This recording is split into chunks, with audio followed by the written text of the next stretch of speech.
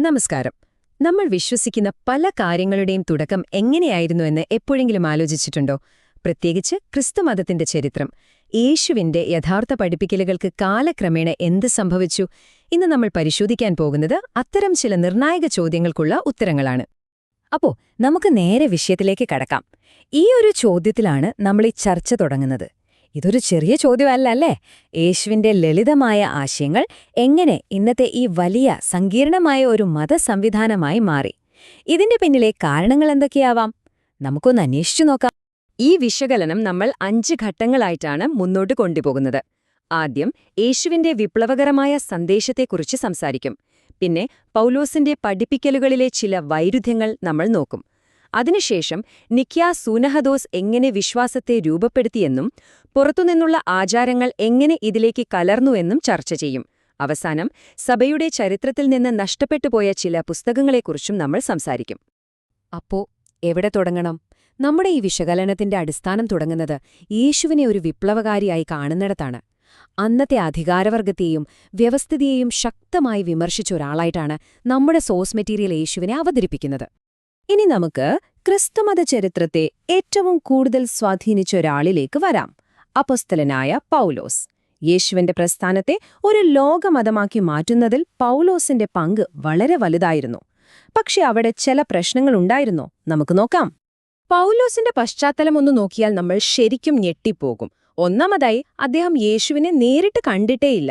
പോരാത്തതിന് യേശുവിന്റെ ആദ്യകാല അനുയായികളെ വേട്ടയാടി പിടിച്ച് പീഡിപ്പിച്ചിരുന്ന ഒരാളായിരുന്നു പൗലോസ്. എന്നിട്ടും പുതിയ നിയമത്തിന്റെ പകുതിയോളം എഴുതിയത് അദ്ദേഹമാണ്. അതുകൊണ്ട് തന്നെ ചിലർ അദ്ദേഹത്തെ ക്രിസ്തുമതത്തിന്റെ യഥാർത്ഥ സ്ഥാപകൻ എന്നുവരെ വിളിക്കുന്നുണ്ട്. ഇതും മറ്റാരെങ്കിലും പറയുന്നതല്ല കേട്ടോ. ഇത് പൗലോസിന്റെ തന്നെ വാക്കുകളാണ് ബൈബിളിൽ രേഖപ്പെടുത്തിയിരിക്കുന്നത്. തന്റെ മാനസാന്തരത്തിനു മുമ്പ് താൻ എത്രത്തോളം ക്രൂരമായാണ് ക്രിസ്ത്യാനികളോട് പെരുമാറിയിരുന്നതെന്ന് അദ്ദേഹം തന്നെ സമ്മതിക്കുന്നുണ്ട്. ഈ മാറ്റം അവിശ്വസനീയമാണ്. ഇവിടെയാണ് നമ്മുടെ വിശകലനത്തിലെ ആദ്യത്തെ വലിയ വൈരുദ്ധ്യം വരുന്നത്. യേശുവിന്റെ പഠിപ്പിക്കലുകൾ പ്രകാരം മോശയുടെ നിയമം അക്ഷരം പ്രതി പാലിക്കേണ്ട ഒന്നാണ്. അതിലെ ഒരു വള്ളി പുള്ളി പോലും മാറ്റാൻ പാടില്ല എന്നാണ് അദ്ദേഹം പറഞ്ഞത്. എന്നാൽ പൗലോസ് എന്നാണ് പഠിപ്പിച്ചതെന്ന് നോക്കൂ. ക്രിസ്തു നിയമത്തിന്റെ അവസാനമാണ്. ഒരിടത്ത് നിയമം പൂർണ്ണമായി പാലിക്കണം എന്ന് പറയുന്നു, മറ്റൊരിടത്ത് നിയമം അവസാനിച്ചു എന്നും. ഇത് വളരെ വ്യക്തമായൊരു വൈരുദ്ധ്യമല്ലേ? നമ്മുടെ സ്രോതസ്സ് ചൂണ്ടിക്കാണിക്കുന്ന പ്രധാനപ്പെട്ട ഒരു കാര്യമാണിത്. ഇനി നമുക്ക് രണ്ടാമത്തെ വൈരുദ്ധ്യത്തിലേക്ക് വരാം. ഇത് പണത്തെയും പ്രതിഫലത്തെയും കുറിച്ചാണ്. ദൈവികമായ അറിവുകൾ മറ്റുള്ളവർക്ക് നൽകുമ്പോൾ അതിന് പ്രതിഫലം വാങ്ങാമോ? യേശുവിന്റെ നിലപാട് വളരെ വ്യക്തമായിരുന്നു. ഇവിടെയും നോക്കൂ, ആ വ്യത്യാസം എത്ര വലുതാണെന്ന്. യേശു പറയുന്നു, നിങ്ങൾക്ക് സൗജന്യമായി കിട്ടിയത് സൗജന്യമായി കൊടുക്കാൻ.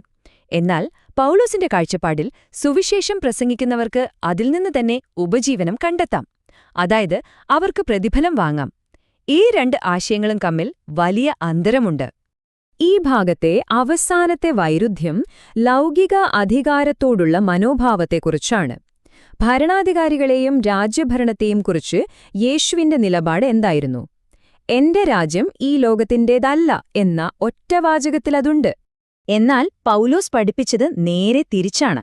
ഭരണാധികാരികളെ അനുസരിക്കണം, കാരണം അവരെ നിയമിച്ചത് ദൈവമാണത്രേ.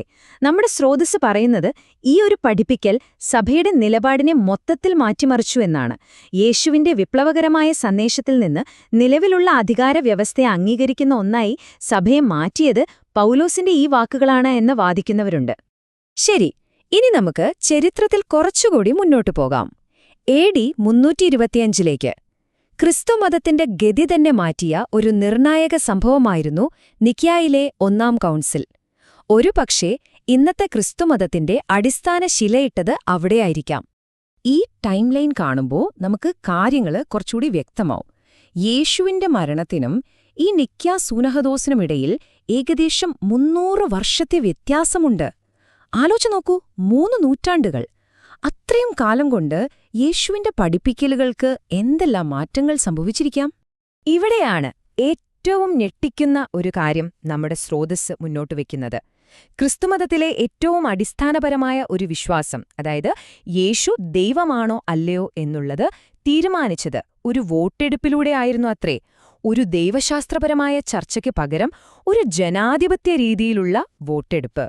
എന്നാൽ എല്ലാവരും ഈ തീരുമാനത്തോട് യോജിച്ചിരുന്നില്ല.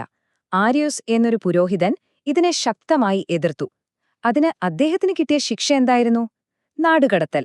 അദ്ദേഹത്തിന്റെ പുസ്തകങ്ങളെല്ലാം പരസ്യമായി കത്തിച്ചു കളയുകയും ചെയ്തു. അതായത് എതിർ ശബ്ദങ്ങളെ പൂർണ്ണമായും ഇല്ലാതാക്കി. ഇനി നമുക്ക് മറ്റൊരു വിഷയത്തിലേക്ക് കടക്കാം.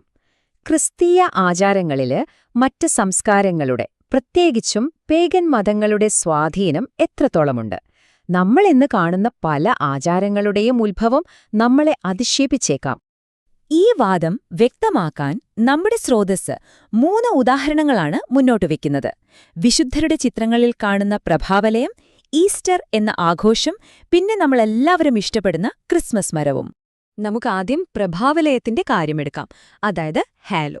നമ്മുടെ സ്രോതസ്സ് പറയുന്നത് കത്തോലിക്ക എൻസൈക്ലോപീഡിയയിൽ തന്നെ ഇതിനെക്കുറിച്ച് പറയുന്നുണ്ടെന്നാണ്. അതായത് ഈ പ്രഭാവലയം എന്ന ആശയം വന്നത് പേഗൻ പാരമ്പര്യത്തിൽ നിന്നാണ്. അവരുടെ ദൈവങ്ങൾക്കും എന്തിന് ജീവിച്ചിരിക്കുന്ന ചക്രവർത്തിമാർക്ക് പോലും അവർ ഈ പ്രഭാവലയം നൽകുമായിരുന്നു. അത് പിന്നീട് ക്രിസ്തീയ കല കടമെടുക്കുകയായിരുന്നു. അതുപോലെ തന്നെയാണ് ഈസ്റ്ററിന്റെയും ക്രിസ്മസ് മരത്തിന്റെയും കാര്യം. ഈസ്റ്റർ എന്ന പേര് വരുന്നത് ഇയോസ്ട്രേ എന്ന പേഗൻ ദേവതയിൽ നിന്നാണെന്ന് പറയപ്പെടുന്നു. ക്രിസ്മസിന് നമ്മൾ അലങ്കരിക്കുന്ന മരമില്ലേ, ആ ഒരു പാരമ്പര്യം വരുന്നത് സാറ്റേർണേലിയ എന്ന പഴയ റോമൻ ഉത്സവത്തിൽ നിന്നാണെന്നും നമ്മുടെ സ്രോതസ്സ് പറയുന്നു. നമ്മുടെ വിശകലനത്തിന്റെ അവസാന ഭാഗത്തേക്ക് നമ്മൾ കടക്കുകയാണ്. ബൈബിളിൽ ഉൾപ്പെടുത്താത്ത എന്നാൽ ആദ്യകാല ക്രിസ്ത്യാനികൾ ഉപയോഗിച്ചിരുന്ന ചില പുസ്തകങ്ങളെക്കുറിച്ചാണ് നമ്മളിനി സംസാരിക്കാൻ പോകുന്നത്. എന്തുകൊണ്ടാണ് അവയെല്ലാം ഒഴിവാക്കപ്പെട്ടത്? ഇതിന് ഏറ്റവും വലിയ തെളിവായി നമ്മുടെ സ്രോതസ്സ് ചൂണ്ടിക്കാണിക്കുന്നത് 1945 ഈജിപ്തിലെ നാഗ് ഹമ്മാദിയിൽ നിന്ന് കണ്ടെത്തിയ പുരാതന ഗ്രന്ഥങ്ങളാണ്. ഏകദേശം 2000 വർഷത്തോളം ഒരു താളിയോല പാത്രത്തിൽ ഒളിപ്പിച്ചുവെച്ച നിലയിലായിരുന്നു അവ. ഈ നിരോധിത ഗ്രന്ഥങ്ങൾ യേശുവിനെക്കുറിച്ചും ക്രിസ്തുമതത്തെക്കുറിച്ചും വ്യത്യസ്തമായൊരു കാഴ്ചപ്പാടാണ് നൽകുന്നത്. അപ്പോ ഇത്രയും നേരം നമ്മൾ ചർച്ച ചെയ്ത കാര്യങ്ങൾ ഒന്ന് ചുരുക്കി പറഞ്ഞാൽ, നമ്മുടെ സ്രോതസ്സ് മുന്നോട്ട് വയ്ക്കുന്ന വാദങ്ങൾ ഇവയാണ്. 1. പൗലോസിന്റെ പഠിപ്പിക്കലുകൾ യേശുവിന്റേതിൽ നിന്ന് വ്യത്യസ്തമായിരുന്നു. 2. ക്രിസ്തുമതത്തിലെ പ്രധാന സിദ്ധാന്തങ്ങൾ ഒരു വോട്ടെടുപ്പിലൂടെയാണ് തീരുമാനിച്ചത്. 3. പല പേഗൻ ആചാരങ്ങളും ക്രിസ്തുമതത്തിലേക്ക് കടന്നുകൂടി. 4. യേശുവിനെക്കുറിച്ച് വ്യത്യസ്ത കാഴ്ചപ്പാടുകൾ നൽകിയിരുന്ന പല ഗ്രന്ഥങ്ങളെയും ഒഴിവാക്കി.